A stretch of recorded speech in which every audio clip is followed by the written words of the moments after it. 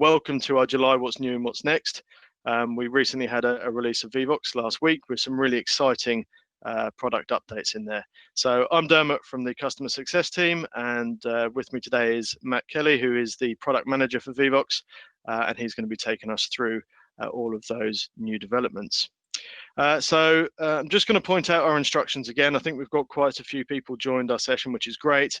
We're going to have these instructions on the screen all the time in various places across the slides, but we really want you to take part in this session. So please go to vevox.app, enter the meeting ID 104275756, and you'll be able to get involved in some of the polls that we're going to be asking, but also be able to ask your questions, particularly of Matt. And give your feedback for what you want to see on the roadmap as well. So as I said, we've got a record number of registrations for the session today, and that really seems to be a reflection of what we're hearing from our customers, and that currently people are really citing that engagement is one of their biggest challenges at the moment, and that's clearly driving a really significant increase in the amount of usage of the Vevox platform that we've seen across the last few months, and that of course is the then leads on to the number of people that are engaging with us. So really excited to have you all on the session today. And so I think we should probably be looking at our agenda now. So our agendas for these sessions are always very simple. We're going to look at what's new. So we'll go through some of the new things that were released last week. Matt's then going to talk a little bit about what's coming up in the product over the next few releases. And then, as I said, we will save some time for Q&A at the end. So please do connect to the session to ask those. We're going to be answering the questions that are the most liked. But if there's any other ones that you want to ask us afterwards, please email us at hello@vevox.com. So we're going to kick off with a poll, as we always like to. So what I want to ask you is this your first What's New and What's Next webinar? So yes, it is your first. No, you've been to one before, or no, you've attended a few before. And what we're really trying to see here is a bit of a spread of the experience amongst our participants today. So please, just one of those three responses. Yes, it's your first. No, you've been to one, or no, you've been to a few.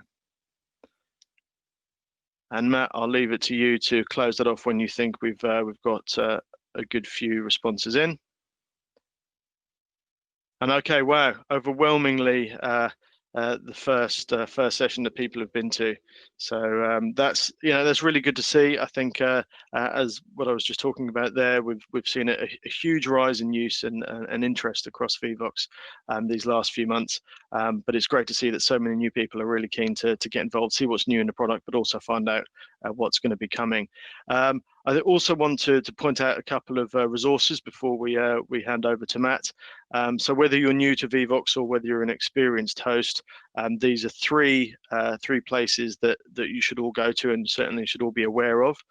So we've got our help site. So you can get to there at help.vevox.com. And that's our searchable site that's full of really useful tutorials and helpful tips.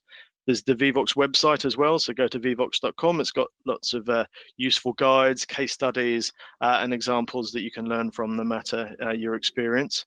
And then there's our YouTube channel. That hosts everything from our getting started tutorials, specific feature help guides, advanced user guides. We have guest webinars from guest presenters, and then all the archive of these What's New and What's Next as well. So we're going to post out links to those resources. They're also on the info screen of the app there today. So then moving on very quickly to just look at what's new before Matt actually gets in and shows it all to you. This most recent release, a few of the headline things are some advanced security for you, and that's by way of a passcode to protect meetings, and that's in addition to the 9-digit meeting ID that you will have all joined this session with today. We've also added correct answers for our open text polls, and that's part of our goal to really continue to improve our quizzing offering. We've also introduced some additional controls for the present view. So Matt's going to be using the present view today to run some polls and Q&A. So you'll be able to see some of those features as well. But that's really to give us parity with some of the advanced controls that were only available in the dashboard previously. And there's actually some additions to that as well. We've also introduced some additional account admin settings for our enterprise and institutional accounts, and this is really in response to a lot of feedback that we've received from the administrators on those big accounts, and we're really pleased that we've been able to put in place something that hopefully meets their expectations. So I think that's enough from me from now. Please do send in your questions via the Q&A board, and we will get to the most popular ones towards the end of the session. So over to you, Matt. Thank you, Dermot. Yes, so as Dermot said, we've seen a large increase in new users of Vevox, and as that poll said, it's the first time joining this webinar for many of you, and I think we had that on our last What's New webinar as well. We've got plenty of feedback from that webinar. Some of it that some of the newer people struggled to keep up a little bit with the what's new without being able to differentiate it from what we've already got in Vevox.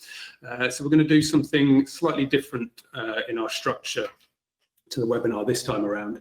So we add lots of things incrementally to the product over time, and whilst not necessarily big changes, they do all add up, and they do sort of change the flow a little bit of how you use Vevox. So this time, when showing off the new features, we're going to have a bit of a run through from start to finish of creating and running a Vevox session. And as we go through, I'll be calling out some of these new features. So hopefully that allows us to address the new features without losing too many people who are perhaps not as experienced or long-time users of Vevox. So first off, after logging into Vevox, the place that you'll be is the meeting list. So that's what I've got up on screen at the moment here. Now for new users, this will obviously be empty, but otherwise this will be showing all of the previous meetings that you've done. So for example, this one here in the top left, this is the actual meeting that everybody here is joined to. So what I'm going to do is kick off by just creating a new meeting, just to step through the process. So I'll click Create Meeting here, and I'm just going to call this one Playing Around, and I'll create that, and we can see that's populated on my meetings list now. So now that I've got my meeting created, one of the steps I'll want to do is make sure I can invite my participants to join the meeting. And this also allows me to show you one of the new features that Dermot just talked about, and that is setting the passcode to protect your meeting. So to do that, I'm going to click on the more options on that card there and come down to invite participants. So when I press that, here we can see we have some ready-made instructions that I can send out to participants in advance of the meeting so that everybody knows how to join. Now, this is obviously an optional step if you want to make sure you're well prepared ahead of time. And as we've seen from our meeting today, obviously we haven't used this. We've given you the instructions on screen and verbally read them out so everybody knows how to join. But we can see at the top here, we have this new feature, which is this passcode, and highlighted on there is the fact that it is optional, and it's an extra security measure. So again, like our session today, it doesn't have a password on it, and anybody who has the 9-digit code is able to join that session. And the reason for that is today's session is open for everybody. We don't mind who joins the session. We want as many as possible. But for example, if I wanted to apply more of a restriction for a closed meeting, perhaps in my organization or in my classroom, I might be concerned about somebody taking a photo of that present view screen, maybe sharing it on social media. And once that 9-digit ID gets out, anybody who has it can join, and you might get people you don't intend on joining accessing your meeting. So in this example, let's just think of a word as an extra passcode, and I'm going to hit set. So as we can see in our instructions, what that has done is that's added that into the instructions as well. So I can copy these, and then once I've copied those, it's in my clipboard, and I can send that as an email or as a calendar invite out to people. Now, when a participant does join the meeting with a passcode on it, they'll enter in the 9-digit ID, and then they'll be prompted to enter in the passcode. And once they've done that, they will get access to the meeting. So that's the passcode protected meetings. Now let's actually get into the meeting itself and start adding some content. So I've just clicked into the meeting. Now for this session that I'm running, I'm going to be asking a few polls. I'm going to be doing a little bit of Q&A, and I also want to send out an evaluation survey for people to answer in their own time. So we can see straight away I'm at the poll screen. So from here, I'm going to start and add in some content. Now, we always recommend starting things off with a warm-up question to get everybody familiar with things. Obviously, Dermot did that for us this afternoon, starting off this session with the "Is this your first time?" That was our warm-up question. So I'm just going to copy in the text of a question I prepared earlier into here. So my question is going to be, what's your preferred method of work? Is it from home, from the office, or a little bit of both? And I'll add that in. So there's my first warm-up question. Now, if you were on our last webinar, we did a lot of discussion, or there was a lot of discussion around our quiz and leaderboard feature. Now, the next thing I want to show you is one of our new features which relates to that, and that is the ability to put a correct answer for text questions as well now. So let's step through that. I'm going to, again, create a new poll. This time, I'm going to select a text poll, and I'm going to just put in a question, again, that I created earlier. I'm going to keep it very simple. Who is the Prime Minister of the United Kingdom? And I'm just going to come down here and indicate that I want to assign a correct answer to this text question. So when I press that, you can see it's created this text field. And here I just answer in the correct answer to that question, which obviously everybody should probably know is Boris Johnson. And I will set that as the correct answer. Now, a couple of things to note here about the correct answer feature. The answers are case insensitive. So the fact that I've entered this with a capital B for Boris and a capital J for Johnson, that doesn't really matter. When a participant answers, they could answer in all capitals or in all lowercase, and it doesn't make a difference. As long as they get the characters, the letters correct, then it will be counted as a correct answer. So it doesn't matter whether it's upper or lowercase. And the other thing I just want to draw attention to is we've also allowed the ability for multiple correct answers. So, for example, I might be feeling generous, and I also want to allow people who just send in Boris to get that question right. And maybe I have, for our more tabloid-minded people, I'm also going to allow people to put in Bojo, and I'll accept that as a correct answer. You can put in, I think it's up to about 15 different variations of a correct answer we will actually accept there. So I've set those three. Now, for a participant to get that correct, they only just have to get one of these right. They don't actually have to answer all of them right, but any one of those will be counted as a correct answer. So I'm just going to add that in. And then, just in the interests of time, I'm just going to populate this now with a few more questions. Rather than write them all out, I'm going to come up here to my import polls section, and I'm just going to grab a few quiz questions from our library. So let's just take those top 4 and import them in. So we can see there, I've built up a few questions now ready to go. Now the next thing, Q&A. So I'm going to move over here on the left and go to Q&A.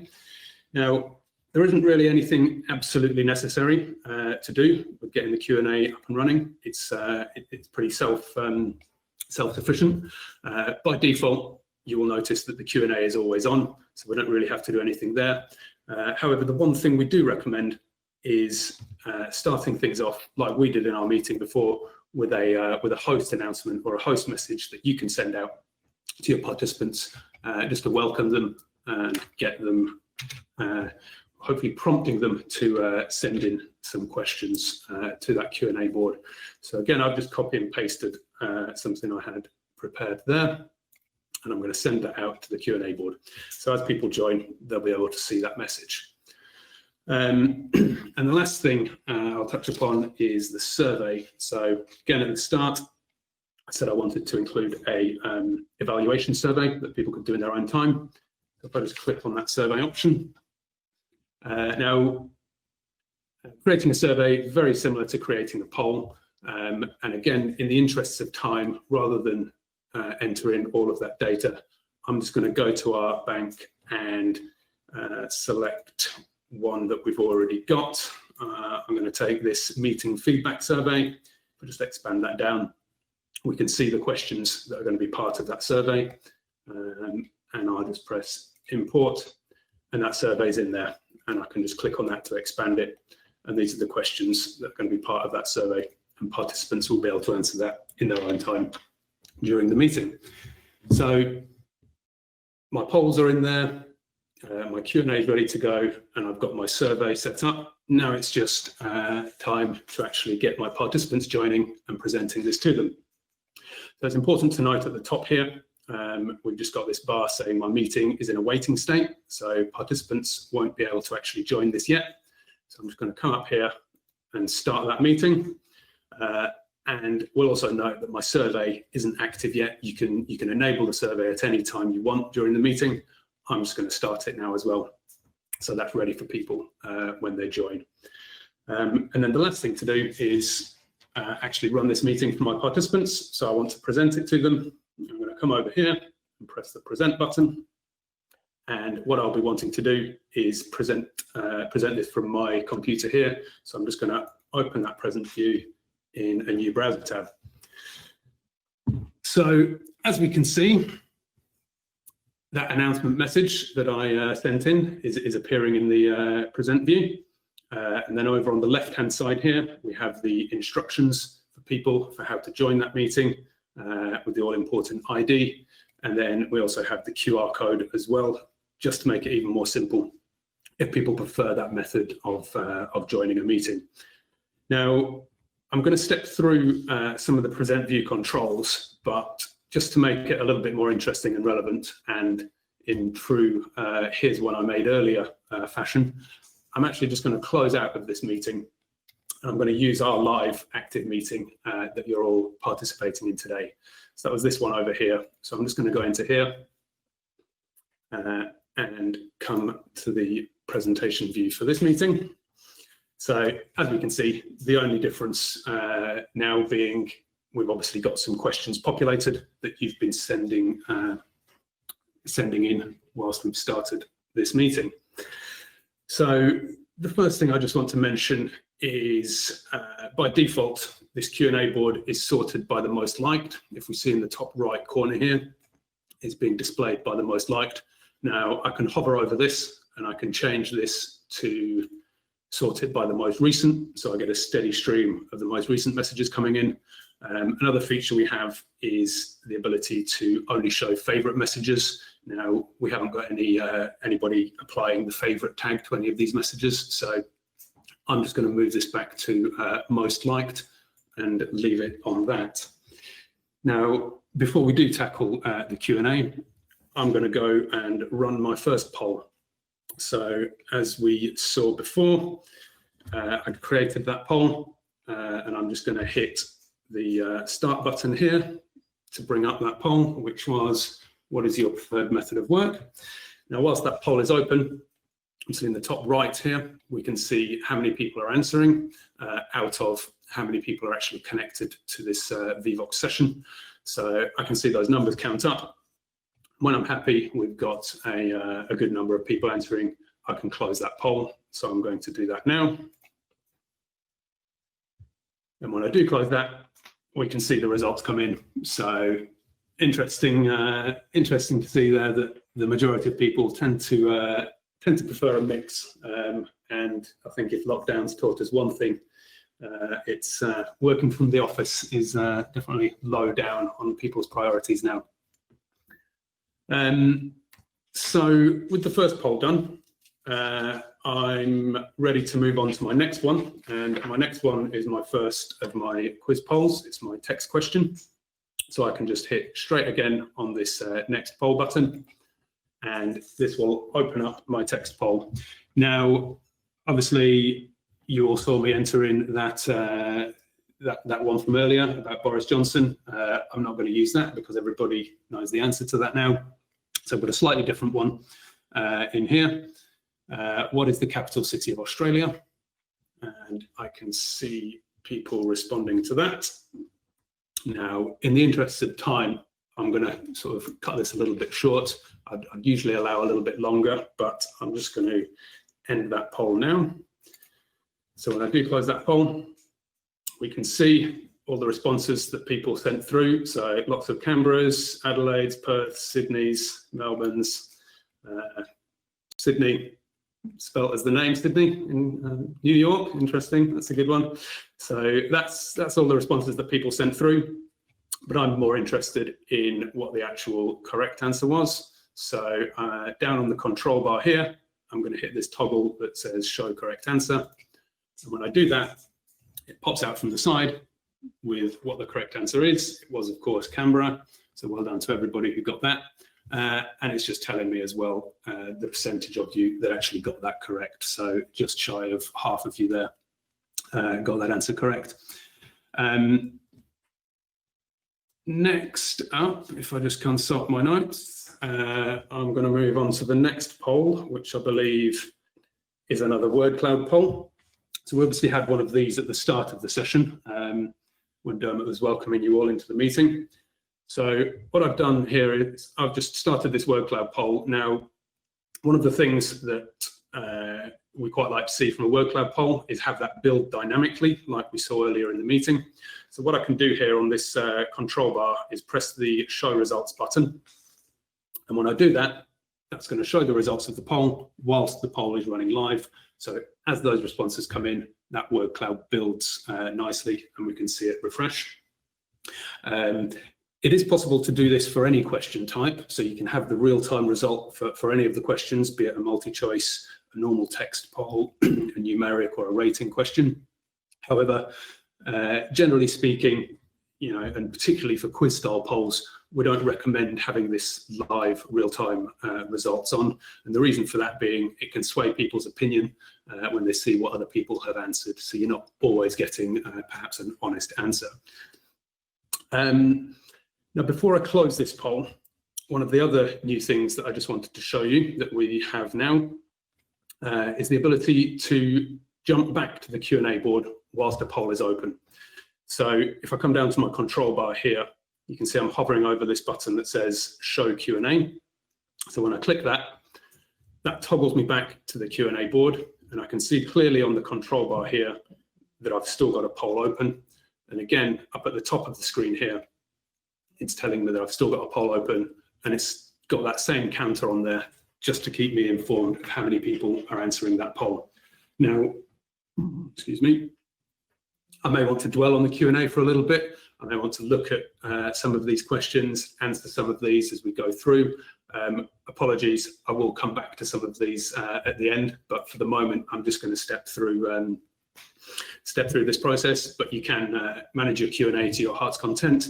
And when you're ready, you can just click this button again to go back to the live poll. And once I'm happy with that, I'm going to close that live poll. So that voting has now been locked, and we can see the majority of people seem to have dogs, cats, or none at all. Lizards in there, snakes, hedgehog, interesting, anteater would be, well, and a boyfriend, I believe that is. That's some good pets there. So now I just wanted to cover off a couple of the other new present view controls that we've got.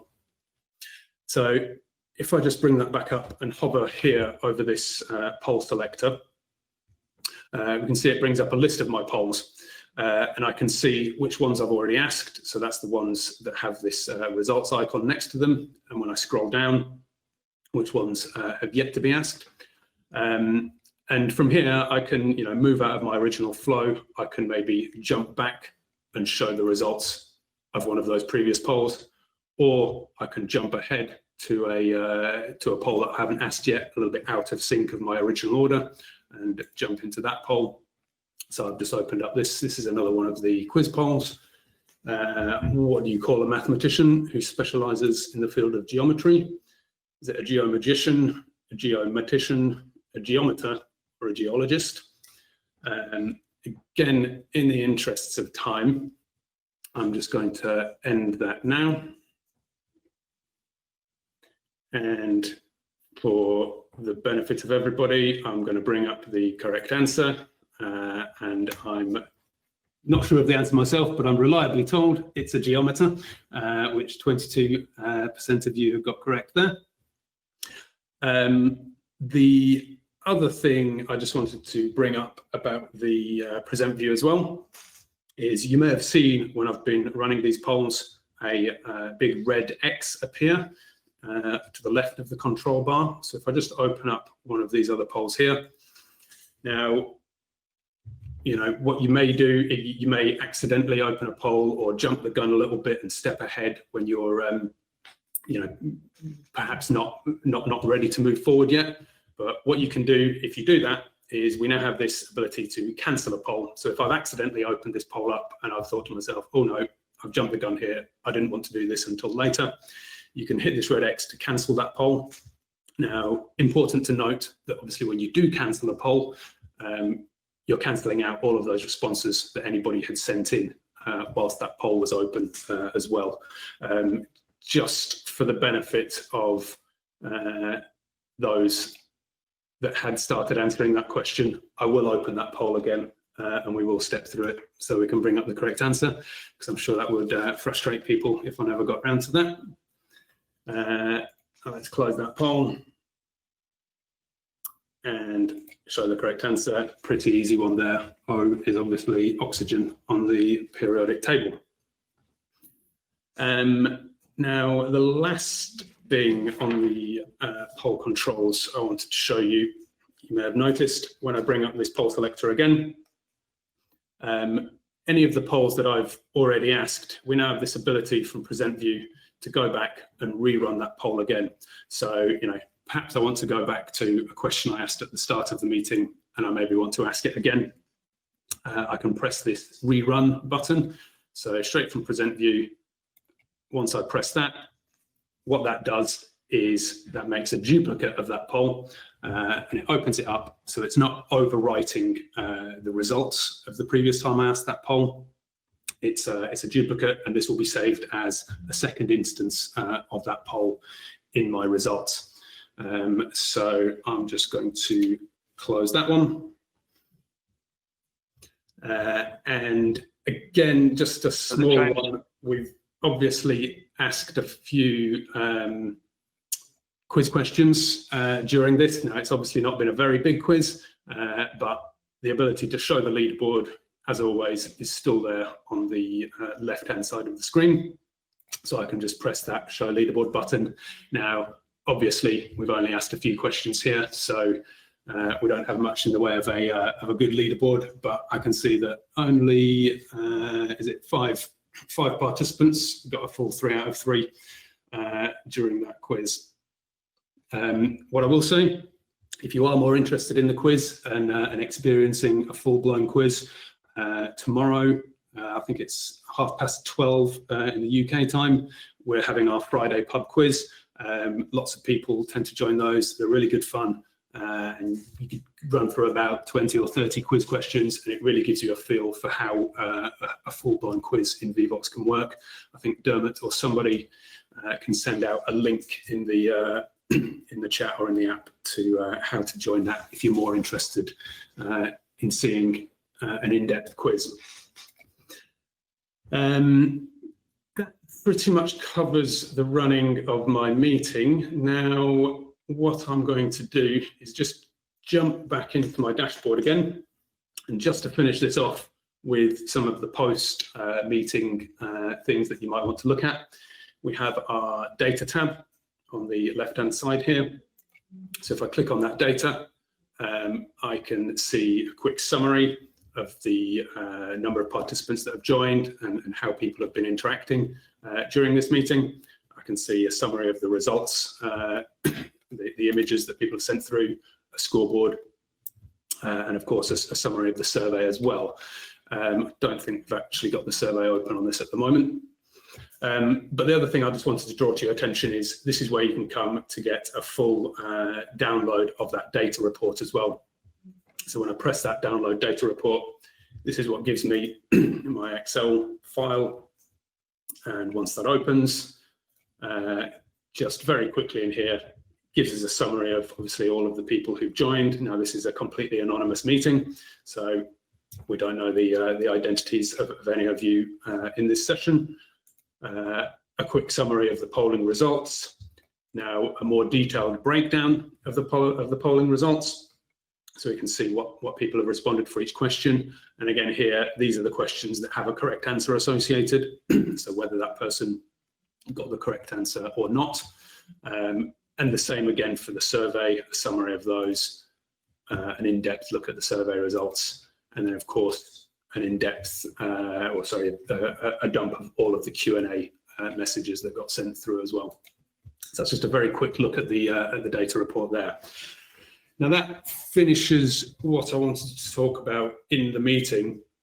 The very last thing that Dermot mentioned about new features was one that's, many of you may have already started to feel the benefit of, even though it might not be something you have direct control over, and that's our admin settings.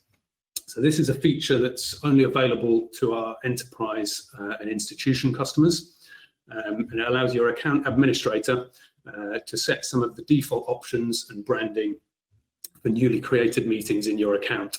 So some of you may have noticed in the last week since we launched this, when you do create a new meeting, rather than the Vevox branding that appears for it, you're actually getting your company or your university branding appearing on there. That's because your account administrators now have this ability. Just very quickly to show you where that is, it's in the account section, and we've got this tab called admin settings. Now again, just to reiterate, the majority of people won't have the ability to actually set this themselves. It's only your account administrators in the enterprise and institution accounts that can do this, but when you do go in, they have the ability to set whether or not features such as your Q&A board are on or off by default, set some default text for your info screen on the participant app, and again, importantly, set some of the default branding that you want to appear for it as well. So that's just a very quick one of that some of you may have seen. And I think that completes our roundup of the new additions in the context of creating a meeting and running it from start to finish. My voice is getting a little bit dry, so if you bear with me, I'll just take a quick sip. The very last thing that I wanted to just dwell on slightly was the what's next. So we haven't got a big section to talk about this time around because we've spent quite a bit of time already discussing what we've just brought out. However, what I do just want to point out is we've got many PowerPoint users out there. We are working on a PowerPoint update, which we're aiming to release in the next few weeks. Expect that sort of early August time. And with that, we're going to be bringing in the new functionality that the dashboard has had, such as the leaderboard, correct answers for text questions. We'll also be having improvements for single sign-on users there as well. One of the next features we're currently working on for the dashboard is the ability to bring imagery into questions. So you'll be able to push an image out onto the present view and into apps as well, so people can see that to accompany their questions. And we are, in addition to that, we're working on sort of a bit of a UI overhaul of our dashboard as well. So we're going to have more sort of changes coming into the dashboard in the near future as well. And then the very last one on there, which Dermot might be able to help me out with a little bit, but we're going to be bringing in a new help bot into the dashboard as well. Some of you may have already seen this or experienced this from our vevox.com or our help sites. But this will also be coming into the into the product as well. And what that'll do is it'll sort of give you a bit more targeted, hopefully, advice about what you're trying to find an answer to. But I think rest assured, you will still always be able to use it to speak to a human as well. Is that right, Dermot? Yeah, absolutely, Matt. It's going to be able to serve you up links to the articles on our help site. So you know, searchable function. You ask it a question, it'll serve you up a nice targeted help article. But then, if you do want to speak to a member of the team on live chat, you can do, and you can also book in a session for training or a demo if that's also useful. So you can access that, as Matt says, through your control dashboard, but also on the other areas like the website and like the help site itself. So that's something that's exciting to look forward to. And I think with that, we are over to our Q&A. So let me just come back to our present view and bring that up. We've got quite a lot of questions here, Matt. So as I was saying at the beginning, what we'll do is we'll take them from the top. We'll go with the most liked ones, and we'll see how far we get. We've got, you know, somewhere between 5 and 10 minutes left on the scheduled session. We can probably spill over a little bit if you're available, Matt, but let's get cracking, I think. So by far and away, the most liked question here is, are you planning to make this tool integrated with Microsoft Teams? So we do have a Teams integration out there now, which we released a few weeks ago. So you'll be able to find that in the Microsoft Teams store. What that allows you to do is add Vevox as a sort of app to your team or to your chat, and you'll be able to use that in your conversations. You'll be able to direct people to go to the Vevox tab in that. Now, I think we're aware that there's a lot going on with Microsoft at the moment, particularly with the Teams product. We're always keeping an eye on what they do with Teams. So, you know, I think there's potential in the future for that integration to, you know, enhance, and we'll see what else happens there. But yeah, we do have an integration with that at the moment. Thanks very much, Matt. There's been quite a few questions around integration. So just to pick out a few of them, there's people asking about Zoom, there's people asking about Blackboard, and again, other integrations. It's something that we're really focusing on at the moment. We know they're very useful for people that use Vevox at scale and in their businesses and in their institutions.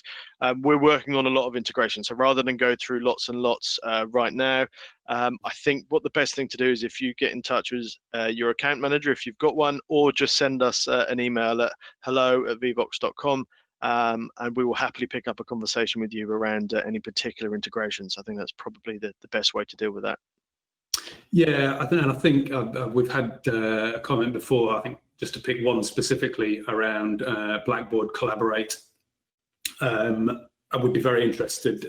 We don't ourselves have Blackboard Collaborate here at Vevox, but we'd be very interested in talking to you if you use Blackboard Collaborate and starting to get a conversation going about what you would want there around that sort of integration. So yeah, as Dermot said, please do get in touch. I'll leave that one for you, Dermot. Either one person wants a t-shirt or 18 people do.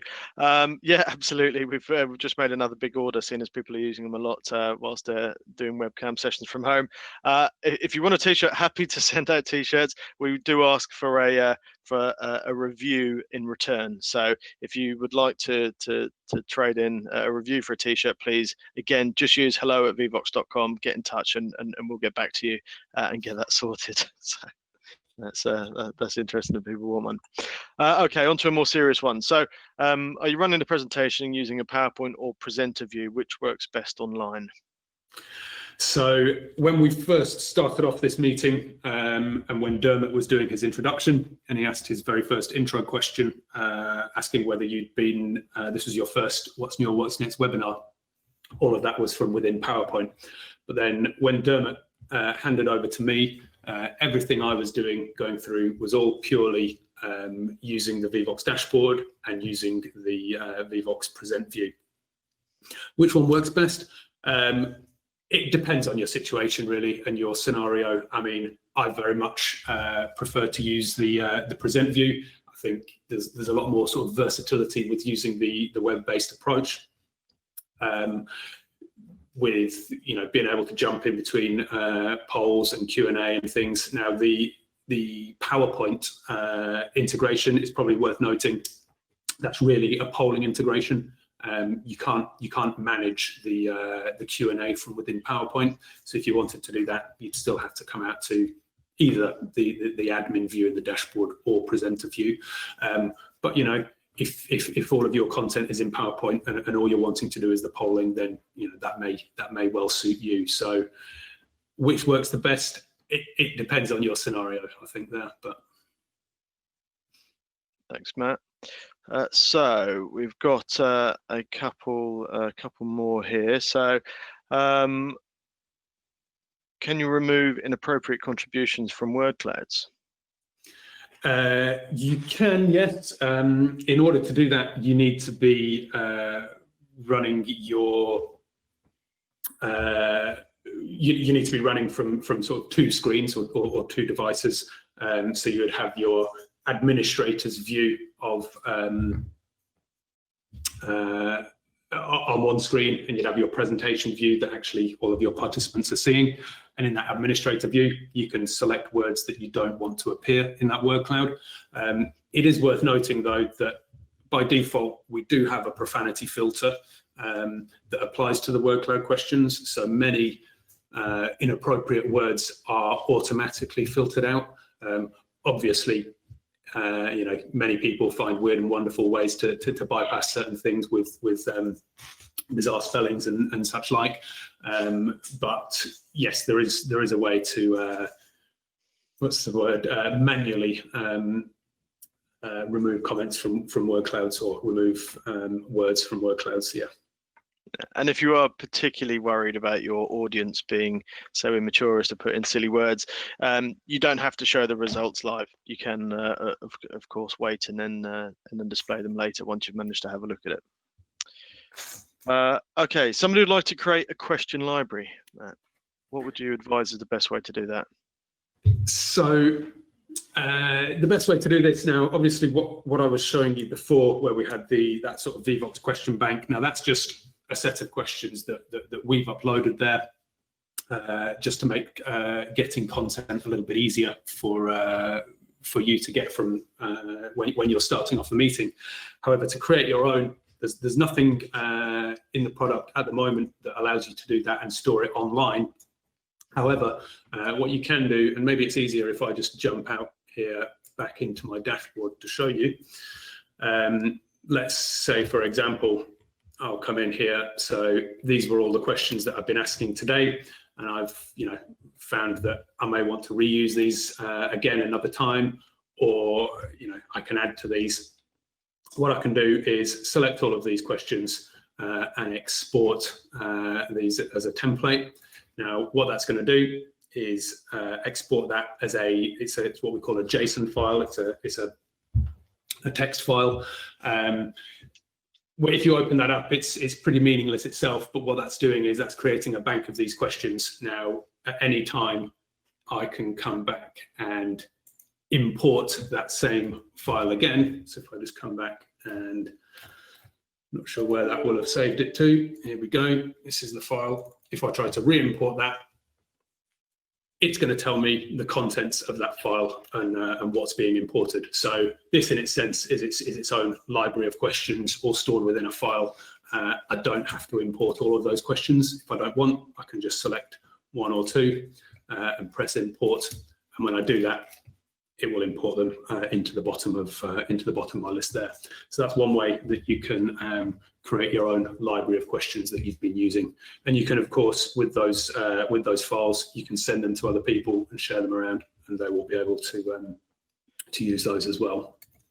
Yeah, that's great. We see quite a lot of users sharing if they make a killer survey that they want to see consistently asked across their students or employees. So yeah, you can share those around and get everybody to run either a couple of polling questions or a particular survey every time. So thanks for that, Matt. Question around anonymity here. So somebody asking, are all the polls anonymous?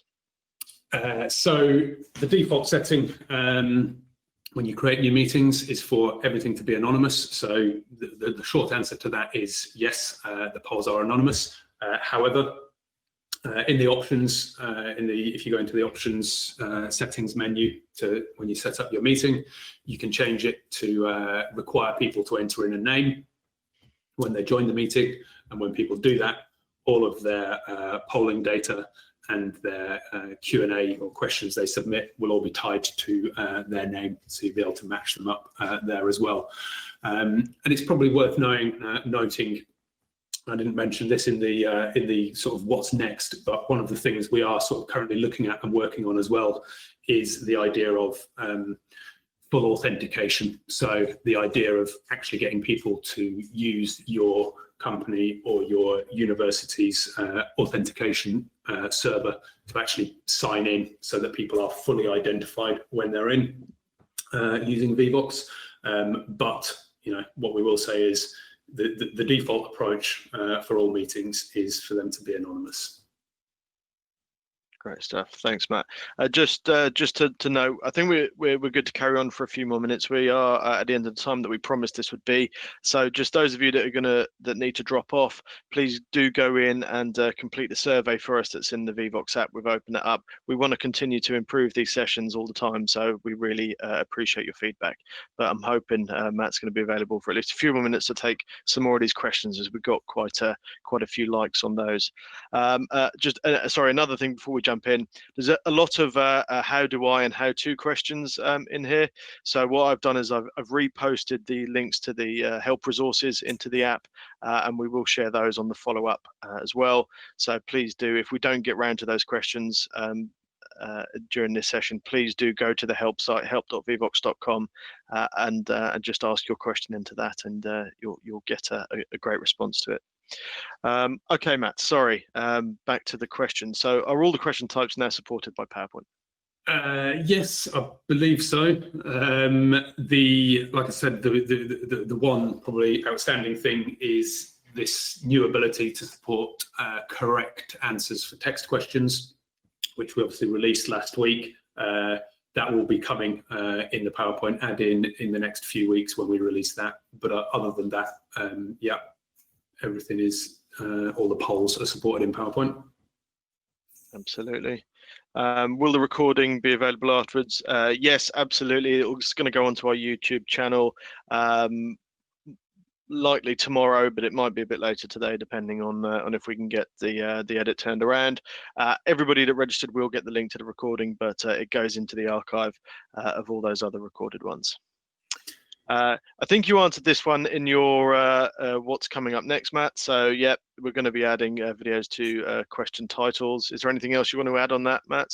Well, just note here, obviously we talked about images. We'll be adding images into questions, and subsequently after that, images as the choices in questions as well. Video isn't necessarily something we're looking at right now. I don't think we've had too much of a sort of a request to add video into questions, but the option is always there, I think, for us to do that perhaps in the future, if there's enough desire for video as well. Okay, this is a beauty. Can I upload a picture to be added to the Q&A or a response to a poll? Asking a lot. Some labs. Specific example: student looking down a microscope at something. I'm not sure what it is. Sorry, this is a long question. Well,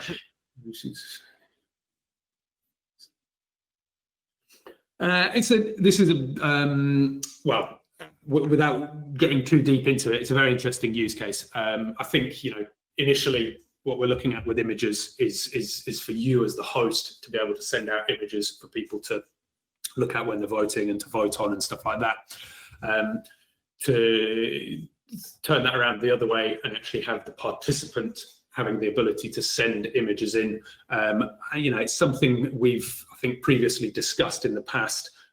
It's never sort of been high on our priority list. I mean, specifically when we talk about to the Q&A board as well, we've we worry too much about, I think, making that Q&A board a bit too much of WhatsApp conversation or something which is not our sort of intended use for it. But I mean, you give quite a good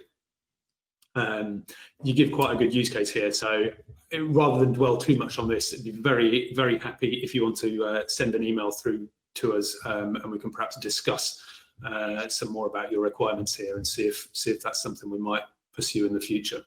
Yeah, I think there's a conversation there. Please, as always, hello@vevox.com, and we will certainly get back to you and set up a session to talk through. Okay, so ranking by most liked on the devices.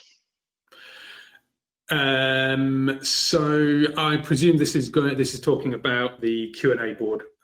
So obviously the view we're seeing here in the present view is seeing everything by most liked. That is something we are looking at. We get this request, I think, sort of quite a lot about being able to sort by most liked on devices.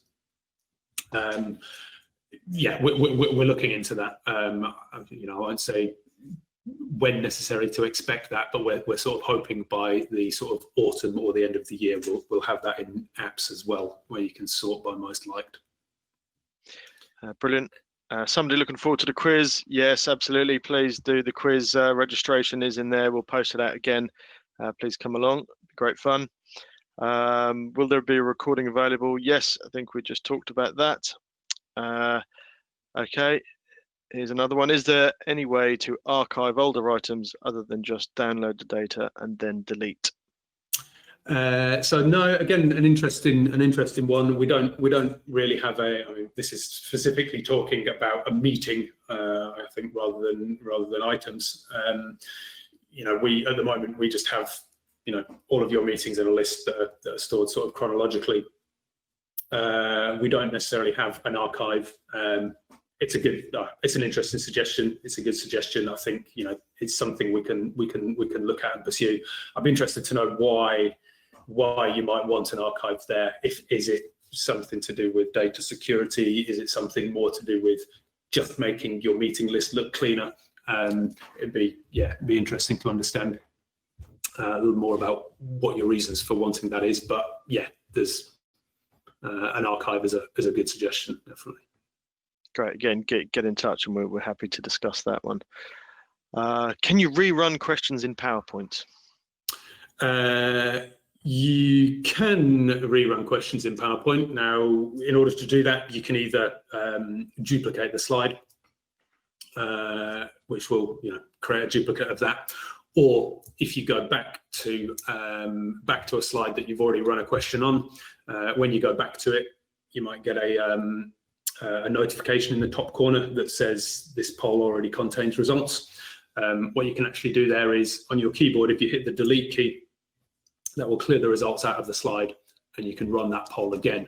Now, whilst that does clear the results from your slide, fear not, those results will still be stored in your dashboard, so you won't be losing those results. So those are the quick ways that you can rerun questions in PowerPoint. Great stuff.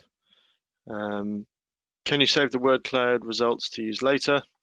Yeah, so hopefully, if I'm just going to minimize this question here. So hopefully what you're referring to is perhaps what I showed earlier, where we asked word cloud about what pet animals you have, and I can at any point come back and show the results of that poll again. I'm hoping I've understood the question right, and that's what somebody is asking. Yeah, I think, and also you are able to get the graphic out of your data tab as well, so you can download your word cloud image to use in a report if you want to share it afterwards as well. What app did you build the survey in beforehand? So that was in Vevox. Basically, we built the survey, and then we'll have exported the export file the template file, and that's what you import in. So you build everything in Vevox, and then you can then export it to either save it to use again later, or to immediately share to another one of your meetings. So if you just want to take a survey or some polls from a meeting that you've run before and bring them into another one, or indeed, as Matt mentioned earlier, to share with a colleague, you can do it like that as well. What's the maximum number of attendees you can have in a meeting? So that depends on the license type you have. Dermot, you might have to fill me in here. Yeah, I think the license has changed recently. Yeah, I can help with that. So there's varying license types depending on if you're on free plans or paid plans, and whether you're an educational institution or an enterprise. So it will range between 100 and then a 1,500 or a 5,000 attendee license. All the paid plans will be of 1,500 and up. But please do get in touch with us. And we're more than happy to talk about what plan will suit you best for your requirements. In the pictures, I'd like to add pictures. Yep, Matt's already talked about that. That's brilliant. Can you please share a tutorial link for integrating Vevox with Teams? We absolutely have that available on the help site, I believe, Matt. Is that correct? Yep. Yeah, I think, well, if you go to help.vevox.com, and just perhaps do a search for Microsoft Teams, you should be able to find that article. Yeah. Brilliant. And actually, you know, more than happy to get a member of the customer success team to talk to you about how you might want to use Teams and the best way to use Vevox with it. So again, please, if you're interested in that, it is new, please get in contact via help or hello@vevox.com, and we'll more than happily run a session with you. Are you sending the presentation afterwards? We're going to be sending the link to the video out. Absolutely. Can you use in breakout groups? You absolutely can use Vevox in breakout groups. You have a different session ID for each one, but yes, you can have multiple sessions that you might link to any breakouts. If you're using a Zoom breakouts or a Teams breakout, you're able to link Vevox to those as well. Will there be a Zoom integration? Yep, along the lines of all the other integrations, absolutely. Zoom is one that we're working on, both from our own side, but also we're using the Zoom SDK for some work as well. So there'll be more news to come on that, along with our other integrations. But please do, again, just get in touch and we can talk about some of the finer details of that. Okay, we've got, I think, 1 minute left before we probably have to go. So maybe just one or two more questions. Looks like another one for you, Matt. Is there a chance it will be possible to integrate Mac PowerPoint? Yeah, so I mean, we get asked this question quite a lot, and the PowerPoint add-in that we currently have is very much reliant on the Windows architecture. The underlying technology it's based on is very much sort of Windows, Microsoft based. You know, essentially to recreate the PowerPoint add-in that we have would be impossible to do that on a Mac. Now, that's not to say that we forever want to rule out ever working with PowerPoint on a Mac, but it would require us looking at and developing a new version of the add-in. You know, we're always looking at the sort of different technologies that are coming up, and we're always keeping an eye on different ways we might want to pursue and do that. So I won't rule that out as a never, but you know, it's no small task, but it's certainly something that we're keeping an eye on, and we're hopeful that we'd be looking to do that in the future. Absolutely. Okay. I think we've probably run out of the most liked ones now, so I think we should probably wrap it up there. Have we got any final slides there, Matt, or is it just a case of asking people again to complete our survey, And please remember to register for the quiz. We'll post all those links out again in a second so that they're at the top of the board, but they are also on the info screen of your Vevox app. It's been an absolute pleasure talking to you today. Thank you very much for all of the awesome questions. It's really good, but as always, send any questions that you really want answered to hello@vevox.com, and we will get in touch to go through those with you. So thanks very much, Matt, for everything today, and thank you to you all for attending. Thank you.